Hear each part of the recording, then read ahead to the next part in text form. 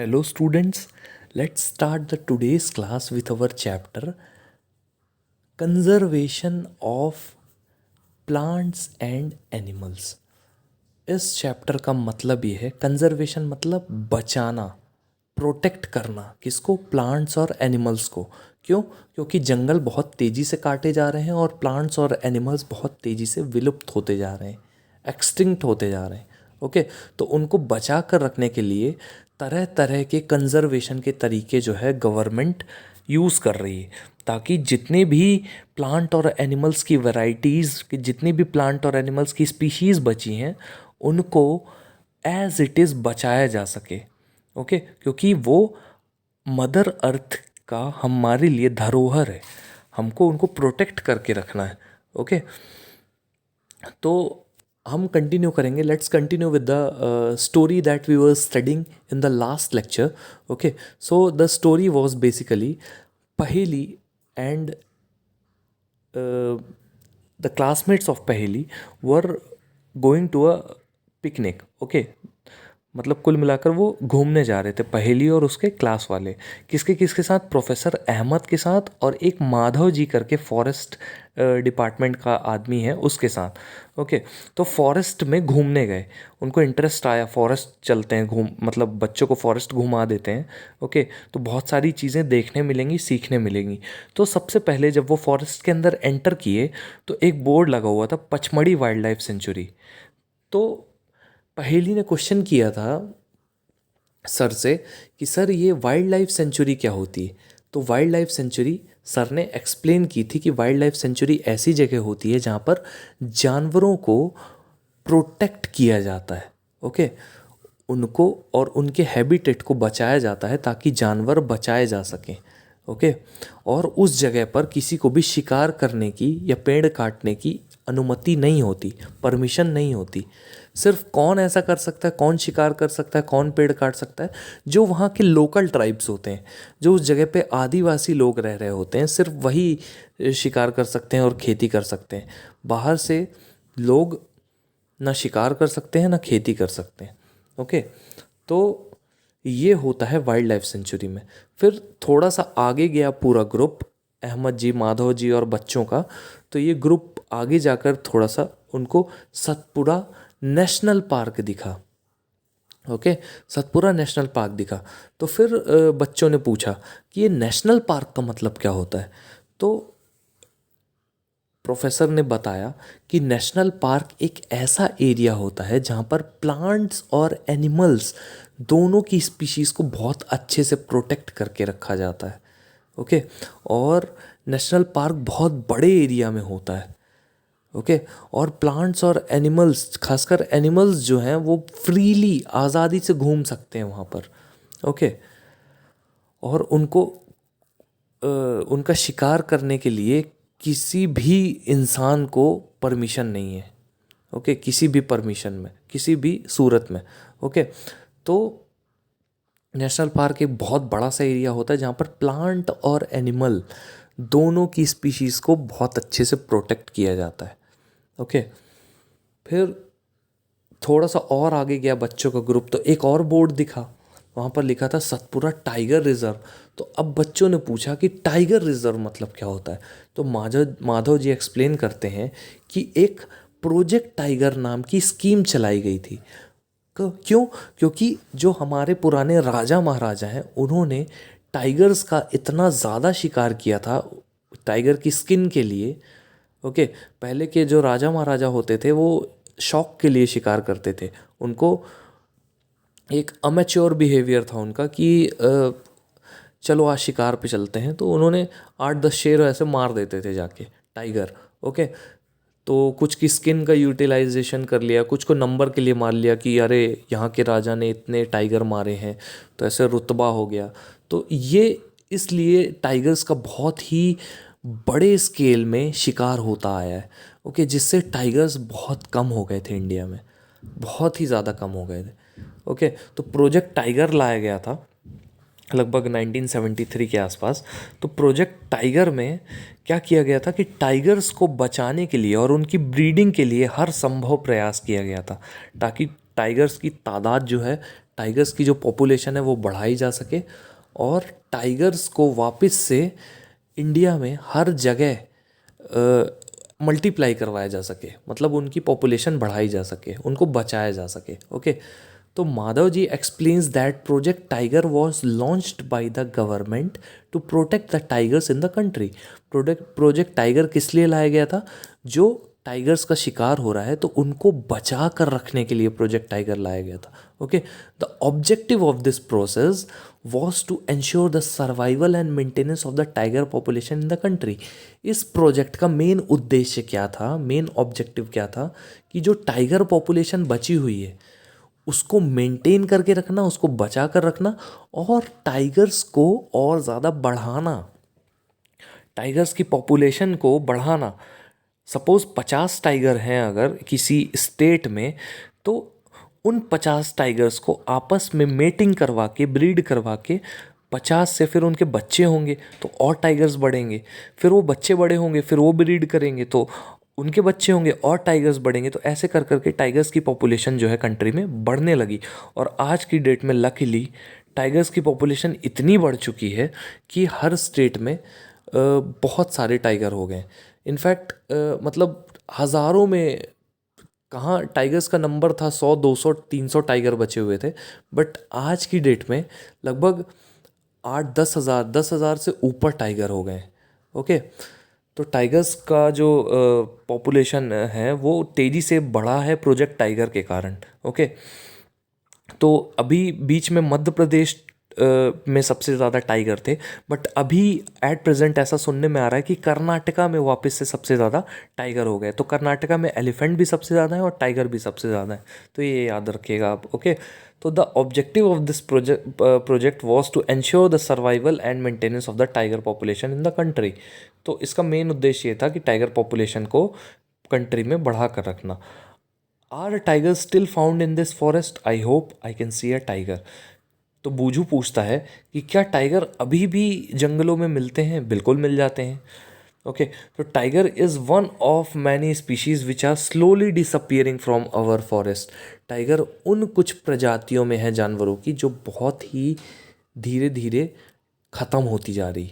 Okay, तो आपको पता भी होगा और होना भी चाहिए, अगर नहीं पता है तो ये पता होना भी चाहिए आपको कि टाइगर जो है वो नेशनल एनिमल ऑफ इंडिया है। टाइगर को मारने की जो सज़ा है वो इंसान को मारने की सज़ा के बराबर है।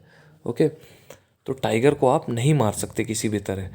तो गवर्नमेंट ने, खासकर इन्वायरमेंटलिस्ट ने बहुत सारे ऐसे नियम, बहुत सारे ऐसे अभियान चलाए जिससे टाइगर्स को बचाया जाता है। ओके, तो tiger is one of the many species which are slowly disappearing from our forest, but the Satpura tiger reserve is unique in the sense that significant increase in the population of tigers has been seen here. तो Satpura tiger reserve जो है MP में, तो ये tiger reserve एक लौता ऐसा tiger reserve है जहाँ पर टाइगर की पॉपुलेशन बहुत तेज़ी से बढ़ी है।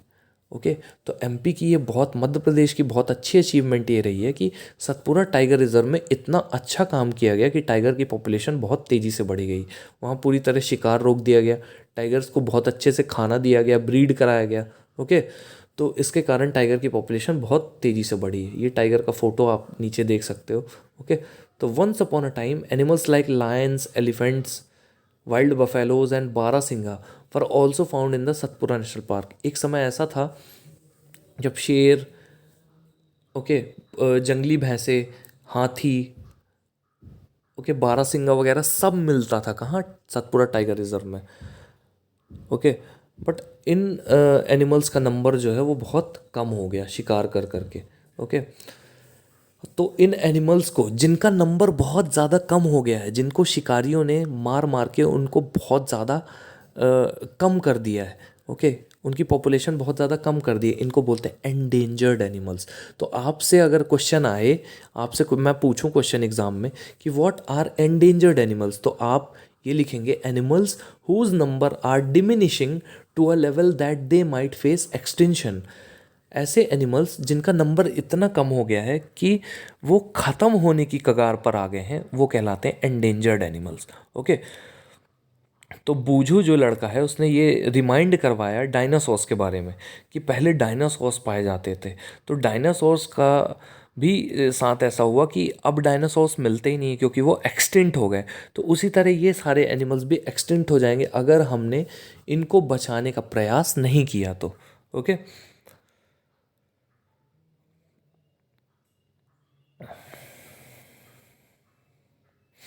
तो animals have become difficult because of disturbance in their natural habitat. तो जानवरों को बचाना जो है बहुत डिफ़िकल्ट हो गया क्योंकि उनकी जो नेचुरल हैबिटेट है यानी जंगल जहाँ वो रहते हैं उन जंगलों को तेज़ी से ख़त्म किया जा रहा है, काटा जा रहा है। ओके।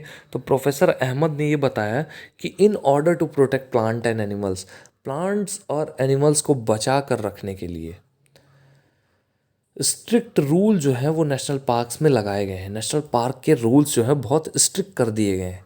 बाहर से कोई अंदर नहीं आएगा। ओके। और अंदर किसी भी तरह की पेड़ की कटाई वगैरह नहीं होगी बिना परमिशन के। ओके। तो बहुत सारे ऐसे स्ट्रिक्ट रूल्स बना दिए गए हैं जिससे इन एनिमल्स को वापस से बढ़ने में मदद मिली है। Okay. Human activities such as grazing, grazing मतलब जो उनके जानवर होते हैं गाय बैल उनको खेतों में ले जाकर चरवाना, जंगलों में ले जाकर चरवाना ताकि वो घास खा सके। तो इस तरह की एक्टिविटीज़ जैसे ग्रेजिंग, पोचिंग मतलब शिकार करना एक तरह से, हंटिंग भी वही होता है शिकार करना, जानवरों को पकड़ कर ले जाना, ये सब चीज़ें जो हैं वो नेशनल पार्क में बंद करवा दी गई हैं। नेशनल पार्क में ये सारी चीज़ें जो हैं वो बैन करवा दी गई। ये सारी चीज़ें नेशनल पार्क में नहीं हो सकती। ओके। तो यहाँ क्वेश्चन है are only big animals face extinction? नहीं, हर छोटा से बड़ा जानवर, हर जानवर जो है वो एक्सटिंक्शन फेस कर सकता है और कर रहा है। ओके। तो अगर आप सीधी सी बात है, जानवरों का घर होता है जंगल, जंगल को ख़त्म करते जाओगे तो हर तरह के जानवर ख़त्म होने लगेंगे, छोटे बड़े सारे। ओके। तो Madhav ji tells Paheli that small animals are much more in danger of becoming extinct than bigger animals. छोटे जानवर तो और जल्दी से ख़त्म हो जाते हैं। ओके। बड़े जानवर तो एक बार टिक भी सकते हैं बट छोटे जानवर और तेज़ी से ख़त्म हो जाते हैं। ओके।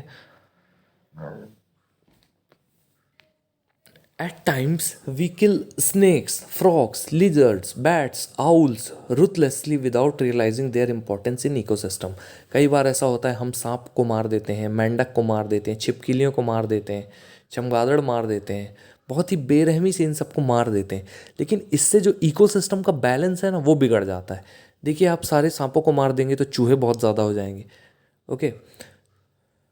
और सारे फ्रॉग्स को मार देंगे तो क्या बोलते हैं स्नेक्स ख़त्म हो जाएंगे। क्यों? क्योंकि फ्रॉक्स मोस्टली स्नेक्स को खाते हैं, चूहों को खाते हैं। स्नेक्स जो है वो स्नेक्स जो है यानी जो सांप हैं वो फ्रॉक्स को खाते हैं, चूहों को खाते हैं। तो आप उनका खाना ही ख़त्म कर देंगे तो वो जानवर भी ख़त्म हो जाएंगे धीरे धीरे। लिजर्ड्स को मार देंगे तो इंसेक्ट बढ़ जाएंगे, कीड़े मकोड़े ज़्यादा आ जाएंगे। ओके। तो इन सब जानवरों को नहीं मारना चाहिए। तो by killing them we are harming ourselves, हम कहीं ना कहीं खुद को नुकसान पहुंचा रहे हैं इनको मार के। क्योंकि हम नेचर का जो इकोलॉजिकल बैलेंस है, जो जानवरों में बैलेंस बना हुआ है कि एक जानवर दूसरे जानवर को खाएगा, तो हम बीच में उस चेन को अगर तोड़ेंगे तो वो जानवर हमारे पास आएगा। ओके। तो किसी भी तरह का हस्तक्षेप किसी भी तरह की फूड चेन या फूड वेब से नहीं करना चाहिए। ओके। तो by killing them we are harming ourselves. They might be small in size, वो भले ही छोटे हैं लेकिन उनका जो रोल है इकोसिस्टम में वो बड़ा होता है, वो इग्नोर नहीं किया जा सकता। They form part of food chains and food webs, वो फूड चेन्स और फूड वेब बनाते हैं। फूड चेन्स क्या होती हैं? फूड चेन्स जैसे मैं एक छोटी सी फूड चेन आपको बताता हूँ। घास है, घास को ग्रास हॉपर खाता है। घास को एनर्जी कहाँ से मिलती है? सन से मिलती है, फोटोसिंथेसिस होता है उसमें और उसका फूड बनता है। तो घास अपना खाना खुद से तैयार कर लेती है। ओके। तो घास हो गई ऑटोट्रॉफ। ओके। तो घास को खाया ग्रास हॉपर ने। ठीक है। तो ग्रास हॉपर क्या हो गया? ग्रास हॉपर हो गया primary consumer. Okay. Grass hopper को खाया किसने? फ्रॉग ने। फ्रॉग हो गया सेकेंडरी कंज्यूमर। फ्रॉग को खाया स्नेक ने, स्नेक हो गया टर्शरी कंज्यूमर। ओके। स्नेक को खाया सपोज ईगल ने, तो ईगल हो गया क्वांटिनरी कंज्यूमर। तो ये एक तरह की चेन चलती है, अगर आप बीच में से किसी को भी हटा देंगे तो दूसरी पॉपुलेशन बढ़ जाएगी। जैसे आप अगर ग्रास हॉपर को हटा देंगे तो बहुत सारी ग्रास हो जाएगी। ओके, आप अगर ग्रास हॉपर को खाने वाले फ्रॉग को हटा देंगे तो बहुत सारे ग्रास हॉपर्स हो जाएंगे, क्योंकि ग्रास हॉपर को खाने वाला कोई बचा ही नहीं। ओके, आप अगर चलिए फ्रॉग को नहीं हटाया, आपने आपने स्नेक को हटा दिया तो बहुत सारे फ्रॉग्स हो जाएंगे, क्योंकि उनको खाने वाला कोई नहीं। तो कुल मिलाकर बैलेंस जो है वो बिगड़ जाएगा। ओके, तो इंसानों को इस फूड चेन से या फूड वेब से, बहुत सारी फूड चेन मिलकर के बन जाता है फूड वेब। ओके, तो फूड चेन या फूड वेब से इंसानों को छेड़खानी नहीं करनी चाहिए। अब एक इम्पॉर्टेंट टॉपिक, इकोसिस्टम। इकोसिस्टम आपको पता होना चाहिए क्या होता है। तो इकोसिस्टम एक ऐसा सिस्टम होता है जिसमें living things non living things के साथ इंटरैक्ट करके रहते हैं। जैसे हमारा घर एक इकोसिस्टम है, पानी की बूंद एक इकोसिस्टम है, जंगल एक इकोसिस्टम है, तालाब एक इकोसिस्टम है। ओके, क्यों? क्योंकि वो अपने आप में कंप्लीट है। वहाँ पर जितने भी जानवर रहते हैं वो एक दूसरे से खाना लेते हैं या एक दूसरे से एनर्जी लेते हैं। ओके, वो आपस में कंप्लीट है।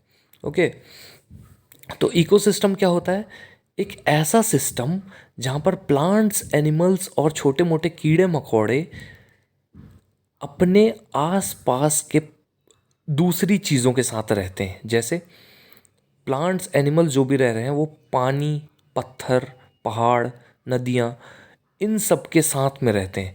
तो जो भी एनिमल्स रहते हैं, चाहे वो प्लांट्स हों, चाहे एनिमल्स हों, चाहे माइक्रो ऑर्गेनिजम्स हो, वो आसपास के नॉन लिविंग कंपोनेंट्स के साथ मिलकर रहते हैं। जैसे जो प्लांट्स हैं वो सॉइल में रहते हैं, तो प्लांट्स और सॉइल मिलकर के एक इकोसिस्टम हो गया।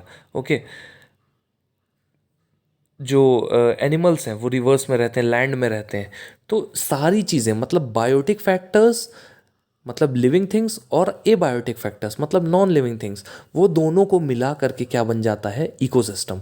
तो एक पर्टिकुलर एरिया में जितने भी लिविंग थिंग्स पाए जाते हैं, यानी बायोटिक रिसोर्सेज और एबायोटिक रिसोर्सेज, तो इन दोनों को मिला करके क्या बन जाता है? इकोसिस्टम।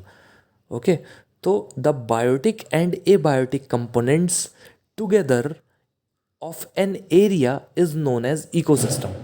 ओके, तो इकोसिस्टम किस चीज़ का बनता है? प्लांट्स, एनिमल्स, माइक्रो ऑर्गेनिजम्स और non living components like climate, soil, river deltas etcetera. Okay, तो आई होप आप लोगों को आज का लेक्चर जो है वो क्लियर हुआ होगा। आप लोग page number 81, 82, 83, okay, page number 80, 81, 82, 83 इसको अच्छे से 2-3 बार रीड कर लीजिएगा घर पे, और जो भी डाउट्स आए आपको वो मेरे से पूछिएगा। ओके, मैं सारे डाउट्स आपके क्लियर करूँगा। बस आप लोगों को ईमानदारी से घर पे पढ़ाई करनी है, रीडिंग करनी है। ओके, और जो भी चीज़ नहीं समझ में आए मेरे से पूछना है। ओके, तो that's all for now guys, thank you so much.